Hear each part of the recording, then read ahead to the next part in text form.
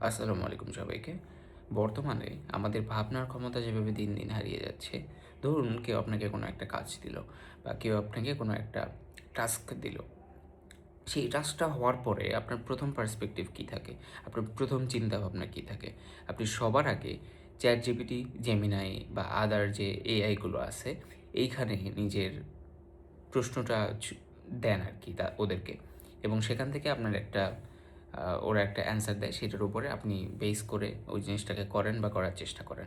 কিন্তু এই যে জিনিসটা হচ্ছে বর্তমানে, এবং আমরা যে এআই এর উপরে নির্ভরশীল হয়ে পড়ছি, সেইটা আসলে আমাদের ভাবনা চিন্তার যে একটা ক্ষমতা, সেই ক্ষমতাটাকে দিন, দিন শেষ করে দিচ্ছে।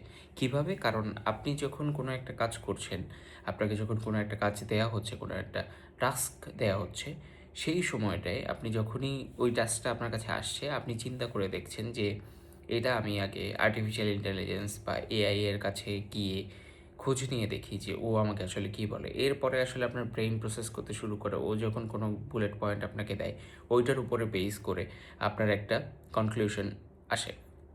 কিন্তু এই যে আপনি কোনো কিছু একটা পাওয়ার সাথে, সাথে নিজের ব্রেইনের উপর নির্ভরশীল না হয়ে অন্য একটা আর্টিফিশিয়াল ইন্টেলিজেন্সের উপর বিশ্বাস করছেন, ঠিক সেই মুহূর্তে আমাদের ভাবনার ক্ষমতা ওই এআইটা কমিয়ে দিচ্ছে। এরপর থেকে আপনি যখনই কোনো কিছু পাবেন, আপনার মাথায় ফার্স্টলি ক্লিক করবে যে আমি আগে ChatGPT বা Gemini এর কাছে যাই, দেখি ওরা কী বলে।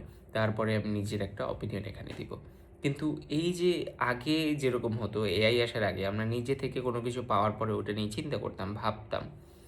কিন্তু বর্তমানে সেই জিনিসটা কমে গেছে, এবং এই কারণে হচ্ছে আমাদের ভাবনার ক্ষমতা দিনের পর দিন নষ্ট হয়ে যাচ্ছে।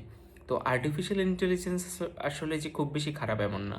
কারণ হচ্ছে আপনার এটা ইউজ করতেই হবে। কিন্তু এতটাও না যতটা হলে আমরা সেটার উপর নির্ভরশীল হয়ে যাই। Thank you.